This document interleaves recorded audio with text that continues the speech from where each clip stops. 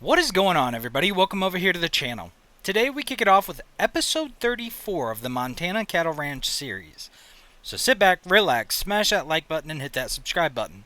Don't forget we are doing a giveaway, information in the description below. Let's get to it. So today we kick it off on April 1st over here on the Cattle Ranch, and we've got quite a bit of stuff going on. And first thing I want to do is I'm going to hire out a worker to go ahead and start mowing this field for us, because it is the bigger field, and while he's doing that we can accomplish a lot more. But let me go ahead and make it back over to our other field. I started liming our fields and getting those prepped, but we still got one little field left to go before we can hop on to the other ones. So let me make it over there and we will finish liming. Alrighty, so we made it over here, and you want to talk about a ton of lime going out. It took several trips to fill this lime spreader up to knock out all three of these fields so far. Luckily, this is my last one we've got to get done. And if it wasn't for the co-op putting in the lime production facility and allowing us to make lime, oh man, I couldn't imagine the bill it would take to do all these fields every time. Although I kind of know that you don't really have to lime every month, but I want to keep my production up as much as possible, or harvest, I guess. Yeah, harvest. I want to keep my harvest as high as possible, because obviously the more crop we have, the more money we're bringing in, and you know the drill. But I've kind of already went ahead and got our big bud set up, and here's kind of my thought. We're going to need quite a bit of corn to supply our distillery as well. Well, that's pretty much it for corn, but we're going to need quite a bit of it. So I'm thinking all four of these fields here, we're going to go ahead and do corn for this year. And then next month, after we harvest both barley fields, I think I'm going to go ahead and swap them around. Like, we'll do corn in both of these barley fields, and then we'll decide what we want to do with these four fields over here. I'll probably put two of them to barley, and then who knows? By that time, we should have quite a bit more money in our bank account to really start developing more productions. That's kind of my thought, but I still haven't fully thought of what I want to put in. Like, what productions do we really want to hammer down on and start focusing on? I mentioned in the last episode that I was thinking about buying the property that's right next to the co-op and putting production facilities in there. And I think I am going to go ahead and stick with Angus cattle, or Angus beef. And we're going to go ahead and open our own butcher shop up. But then, what other productions should I do? That's kind of where I'm on the fence about, and I'm not exactly sure what I want to do for them. Like, it's kind of one of those things, like, I've got to do a lot of thinking about it. And what is going on here? The big bud does not want to go. Like, I'm very confused. It just, like, lost all its speed and momentum. I mean, I guess we're starting to gain speed again. I wonder if part of that field is bugged.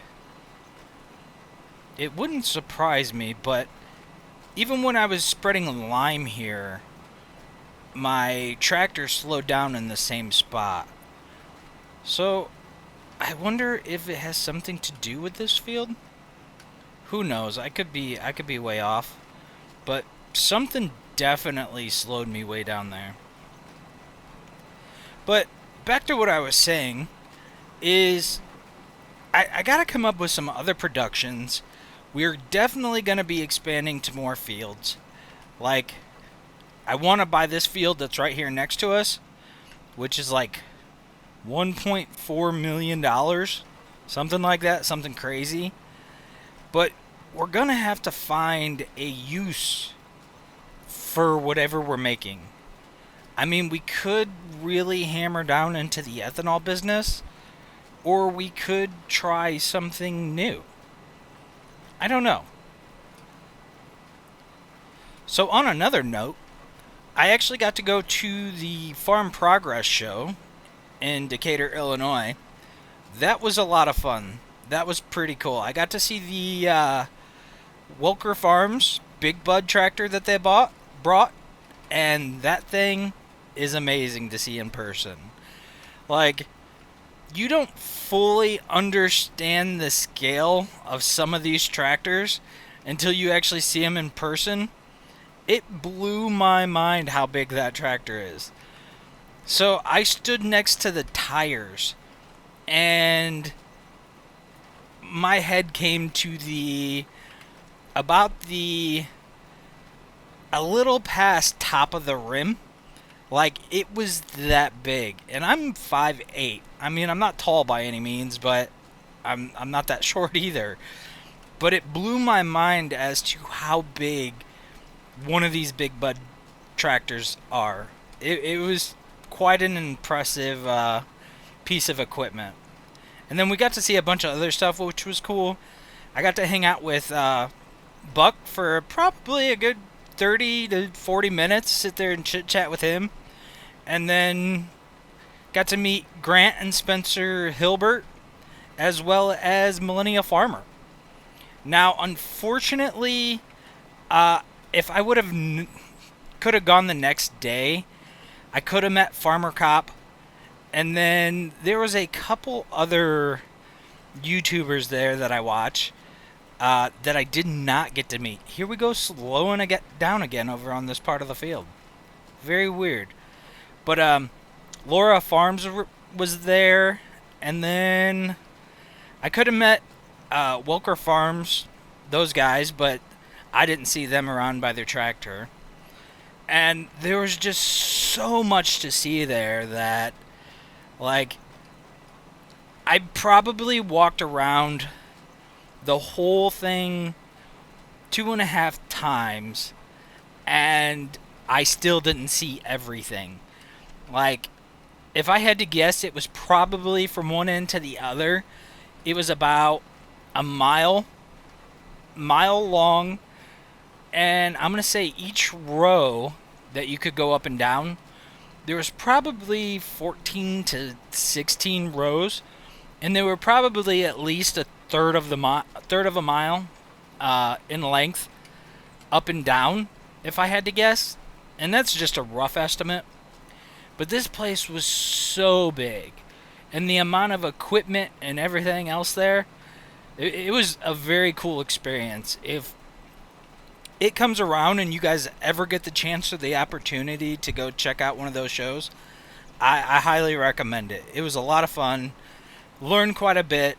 Got to see a bunch of crazy equipment. It was a blast. I had a lot of fun with it. But it was really cool being able to sit there and chit-chat with Buck. Like, he kind of gave me a lot of insight and information on, you know, editing and the whole YouTube thing, and it was a lot of fun. But enough chit-chatting about that. We're almost kind of done with this field. Maybe I can get away with one more pass if I can keep it straight.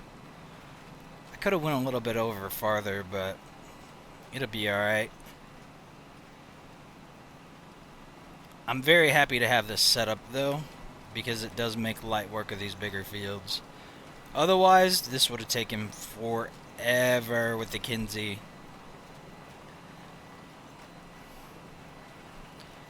And there we go, field complete.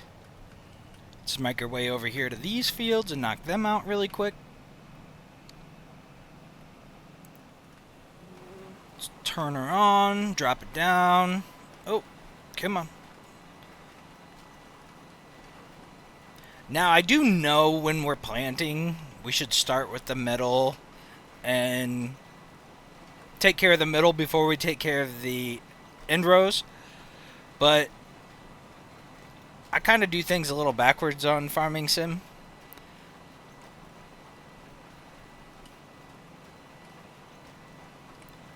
Now, if I could just get my driving mastered with this keyboard on when we're pulling the seeder, I'd be doing a whole lot better. I never did get any input, though, if anybody uses the steering wheel and if they like it or not. I'm kind of on the fence about it. I think it would be a cool addition, but I think ultimately it might just get in my way. Like, I have a decent sized desk, but as soon as I were to, like, mount a steering wheel, I would lose out on a ton of room. So I don't think it would help me in any way, shape, or form. I'd have to probably constantly move it out of my way when I'm editing and doing all that other stuff. So I think it might be more of a headache than what it's worth. Although I'm gonna have to try one day. They did have so over at the Fent booth at the Farm Progress show, they had a really awesome farming simulator set up, and they had like probably a dozen or so systems set up where you could actually play Farming Simulator, which was cool. And then over at the Case booth, they had 2 computers set up to where you could play some Farming Sim. I thought that was pretty neat. And we got that field done. I'm not even going to turn this thing off to go across.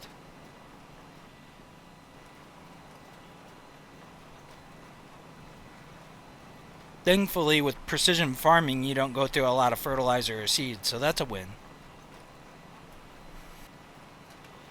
Whoa, whoa, whoa, whoa, whoa. Don't miss that spot. See, this is what I'm talking about. If I own that one chunk of land, I wouldn't be running into those issues. I think we're going to have to come up with a way to hit that $7 million mark and buy that piece of property. That is one of the big goals that I have in mind, because we would open up that whole field below that, I'm going to call it a hill. It's not necessarily a mountain, but we would open up that whole field right there, and then we could actually expand onto, let's say, this field. We could plow up some of that ground, and then if we wanted to, we could combine this field with this field here on the right to make it a bigger field. Like, there's a lot of wasted ground here, in my opinion.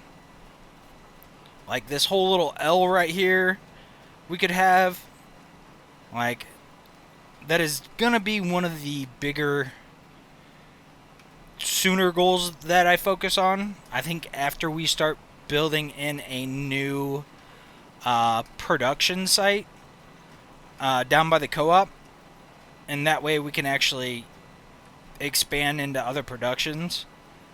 I think that's going to be our first goal, and then our second goal is going to be to come up with the $7 million to purchase that chunk.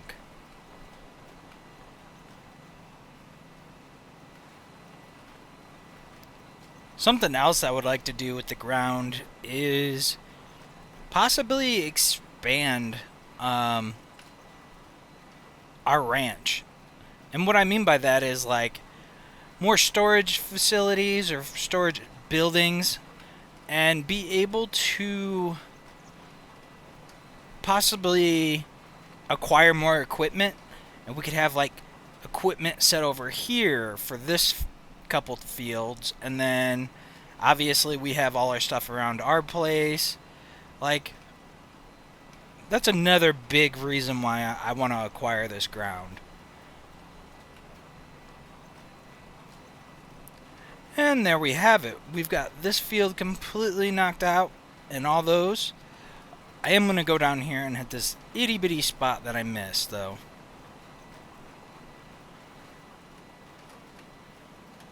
There we have it. I kind of am wondering if our hired worker is even close to being done with that field over there. I knew it took me quite a bit of time to knock it out just doing it myself, so I couldn't see how they're even remotely close to being done.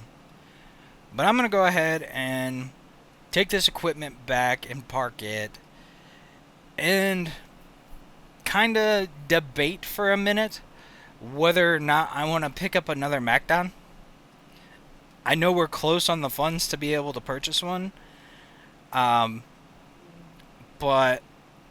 I may just wait till next year, so that way I could, hire out a worker to cut while we cut, is kind of the idea that I'm thinking. But let me get all this equipment back, and then I think we'll go ahead and take over mowing. Well, he's not quite finished yet, but what I think I'm going to go ahead and do is we're going to go ahead and start baling this field up. And I found after last time we cut this field that it is so much easier to just bale these fields up on a bigger bale size and just come up over and pick up the bales. Otherwise, if I were to use the forage wagon on this, it would have took forever. So I think this is the money ticket here. Just went around and baled everything up, and then just came in with the trailer and was able to pick them up with ease, and then take them right to our fermenting silo. I think that's going to be the go-to from here on out. Because if we were to use the forage wagon to do all this, oh, that'd be a nightmare. I wish it would quit skipping these little spots. I don't even have the speed increased, or the working speed increased, and we're still having that issue. And that kind of leads me on to my next little topic here, is I've been working on an old school series, and that series I'm pretty much doing with, how do I put it? There will be mods as far as equipment goes, but like I'm not adjusting the working speed or anything like that. And it's pretty much, I've got it planned to where we are going to start in the 80s. So everything's going to be 80s equipment. And how do I put it? It's going to be just an old school series where we have to work our way up through each decade. But it's going to be, I think it's going to be a lot of fun. I just got to figure out a couple little things that I'm planning on it. Like, I'm not 100% sure if I'm happy with the map that I picked to do it. So far, I've got it built out on the Arkansas 4X map, but I don't know if I'm happy with that or not. I thought about possibly doing it on the Ray County, Missouri map, and it kind of fits that like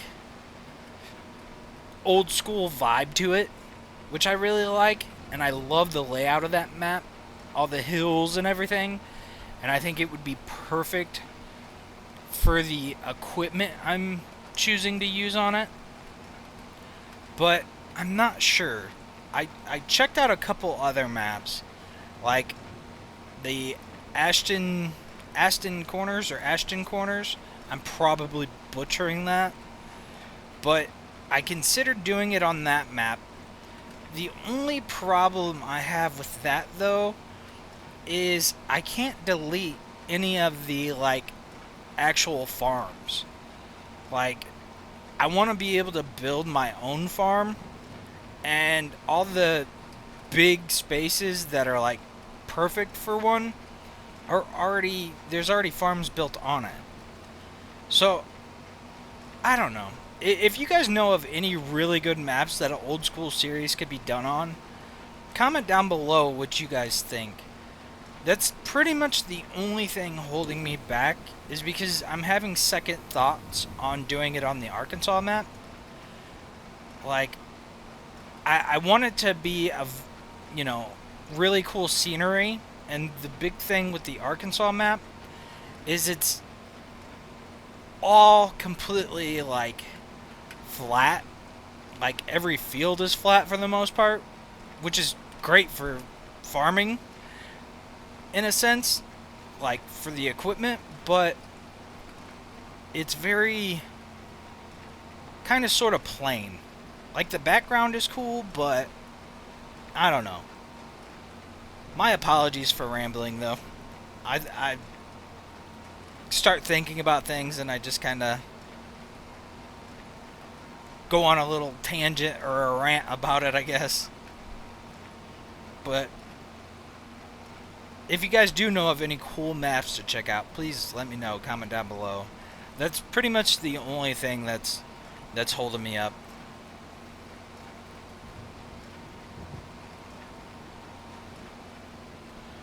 And it looks like our worker has maybe got one more pass left. It's kind of the way it's looking.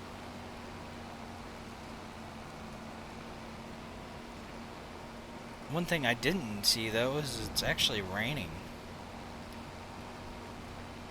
I don't think it's going to affect our yield too bad. Looks like he's on his last pass now. And I'm going to go ahead and move him over to the other fields to go ahead and start cutting. So that way we can get this field finished up as far as baling goes. And then, once we've got these grass fields done, I think we're pretty much done with April. I don't think there's too many other things going on that we really have to worry about, other than taking care of the animals, of course. But I think that's what we're going to call it on today's episode. I hope you guys enjoyed my ranting, and I hope you guys have a fantastic day. We will catch you guys on the next one. Peace.